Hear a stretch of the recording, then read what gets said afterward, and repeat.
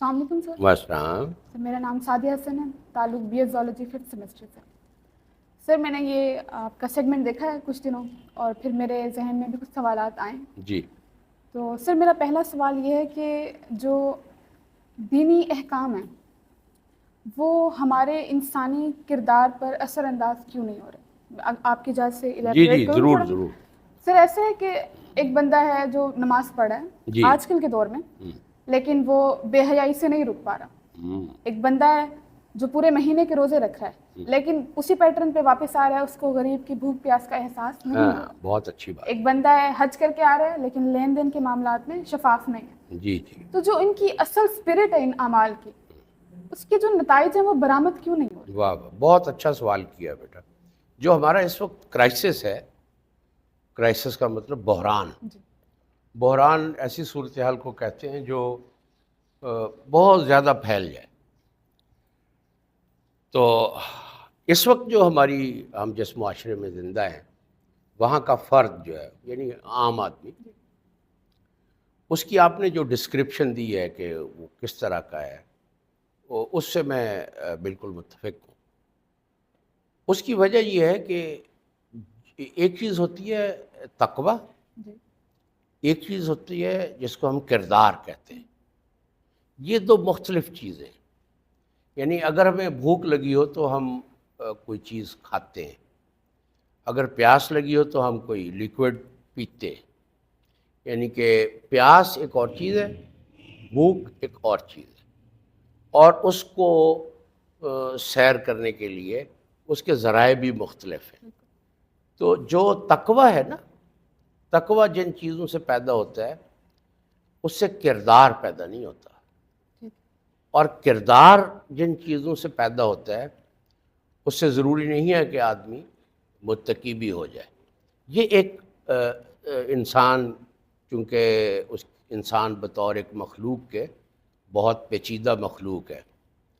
تو اور جس طریقے سے آپ مکان بناتے ہیں یا کوئی چیز بناتے ہیں, تو انسان کی جو بنیادی جد و جہد ہے وہ یہی ہے, انسان رہنے, انسان بننے, اور انسان ہونے کی جو جد و جہد ہے, یہ انسان کی عمر بھر کی کوشش ہوتی ہے کہ میں نے اپنے انسان ہونے کو کس حد تک ترقی دینی ہے.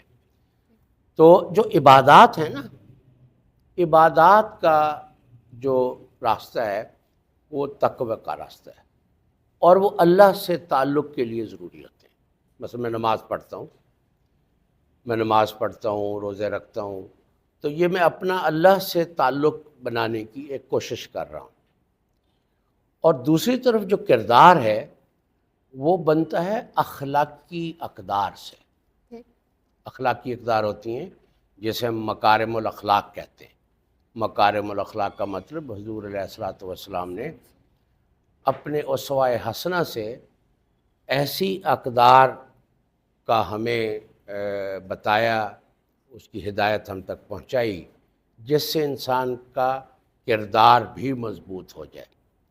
دنیا میں رہنے کے لیے تقوی کی ضرورت نہیں ہے, کردار کی ضرورت ہے.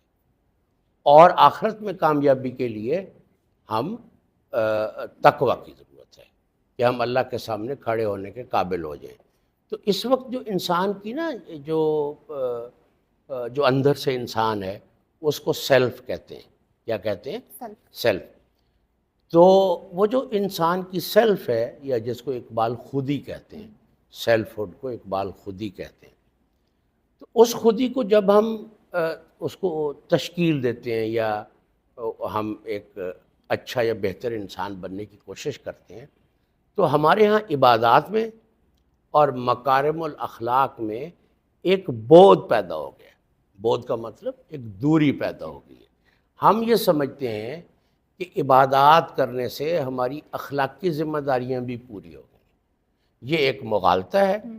یعنی کہ دیکھیں, حضور علیہ الصلوۃ والسلام نے ہمیں ایک پوری تہذیب سکھائی. مثال کے طور پر ہم دسترخوان پر بیٹھتے ہیں تو دسترخوان پر بیٹھنے کا یعنی کھانا جو ہے وہ حلال ہونا چاہیے. یہ ساری چیزیں ہمیں معلوم ہیں, لیکن دسترخوان پر بیٹھ کر کھانا تناول کرنا جو ہے وہ بھی ایک تہذیب کی نمائندگی کرتا ہے. حضور علیہ الصلوۃ والسلام جیسے طہارت ہے، طہارت ایک دینی فریضہ ہے، لیکن آپ یہ دیکھیں کہ حضور علیہ الصلوۃ والسلام نے ہمیں پوری زندگی گزارنے کا ایک ایسا طریقہ بتایا کہ ہم ایک مہذب قوم بھی بن جائیں. تو یہ جس چیز کی طرف آپ نے اشارہ کیا بیٹا یہ بہت عام ہے اور بہت افسوسناک ہے، اور ہمیں عبادات کے ساتھ ساتھ یعنی تقوی کے ساتھ ساتھ کردار کو حاصل کرنے کی جب تک ہم کوشش نہیں کریں گے تو یہ صورتحال ایسی کی ایسے باقی رہے گی. ایک اور سوال یہ کہ جی میں be a zoology 5th semester میں ہوں، گریجویشن زولوجی پڑھتی ہیں؟ ہاں جی زولوجی 5th.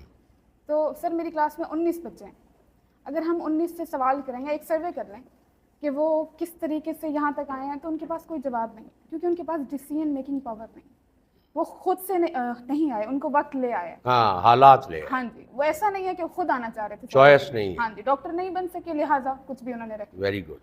اب ہم پریکٹیکل لائف میں جانے والے ہیں سر. 5th سیمسٹر ہے ہمارا، ابھی بھی کچھ ہماری کلاس فیلوز ہیں وہ پڑھا رہے ہیں، لیکن کیا یہ پریکٹیکل لائف میں مشکل نہیں ہو جائے گا اگر ہمارے پاس ڈیسیژن میکنگ پاور ہی نہیں ہے، اگر ہم رسک ہی نہیں لے رہے؟ بہت اچھی بات کی آپ نے. یہ جو ماڈرن ایجوکیشن ہے نا، یہ 2-3 کام کرتی ہے.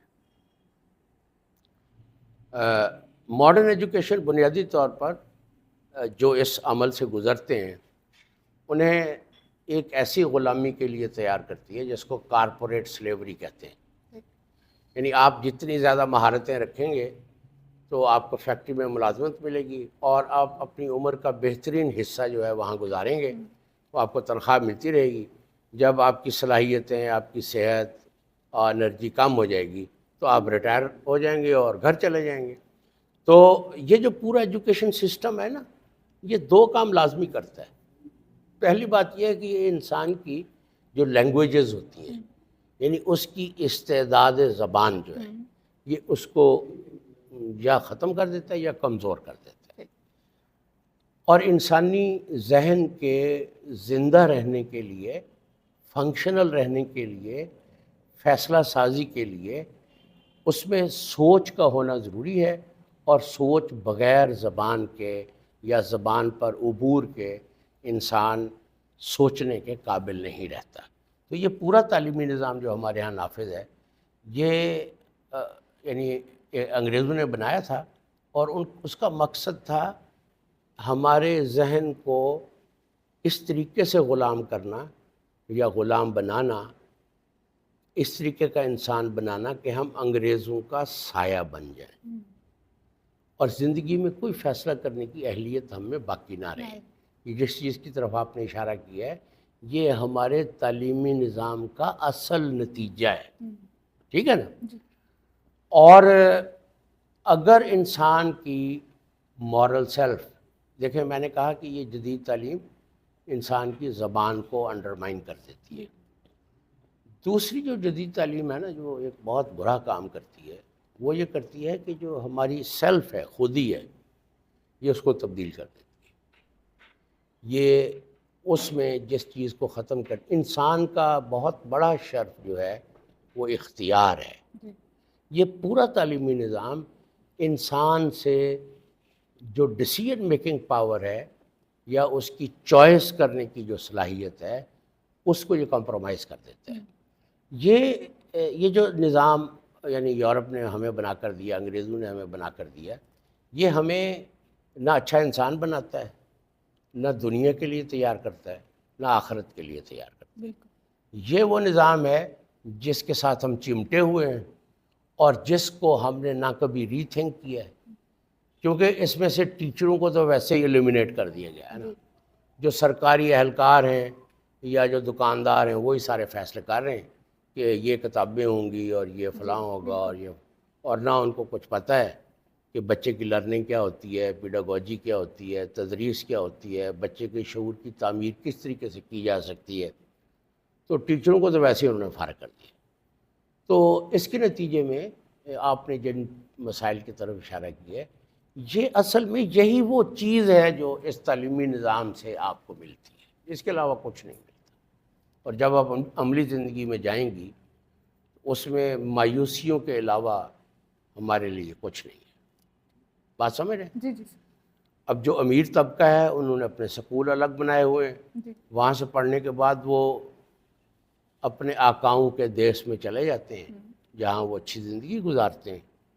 تو ہمارے لیے اس نظام میں اب دیکھیں, میں نے یہاں ایسے بچے دیکھے ہیں جن کو میں سپر جینیس کہہ سکتا ہوں. اب جو ڈاکٹرز بنتے ہیں نا وہ بہت محنت کرتے ہیں, یعنی سب سے زیادہ میرا خیال ہے ڈاکٹرز کو پڑھنا پڑتا ہے. لیکن اس وقت شدید ترین محنت کرنے کے بعد, MBBS کرنے کے بعد, یہاں تک کہ اسپیشلائزیشن کرنے کے بعد بھی ہمارے ڈاکٹرز بے روزگار ہیں یا وہ بہت کم تنخواہ پہ کام کر رہے ہیں. تو یہ دل کو نا یہ بات توڑ دیتی ہے اور بہت تکلیف پہنچاتی ہے کہ جو معاشرہ اپنے ذہین ترین افراد کے ساتھ یہ سلوک کرتا ہو, اس میں بیٹا ہم جیسے لوگ ہیں ان کی کیا حیثیت ہو. تو لیکن مایوس نہیں ہونا چاہیے. میرا خیال یہ ہے کہ جو انٹرنیٹ ہے یا یہ جو ماڈرن سائبر ٹیکنالوجیز ہیں اس نے بہت زیادہ اپرچونٹیز کو اوپن کیا ہے. تو آپ اس ایج میں ایسی سکلز یا ایسے کام سیکھ سکتی ہیں جس سے انسان اتنے پیسے کما لے کہ وہ باعزت طور پر زندگی گزار سکے. بہت شکریہ. موسٹ ویلکم بیٹا.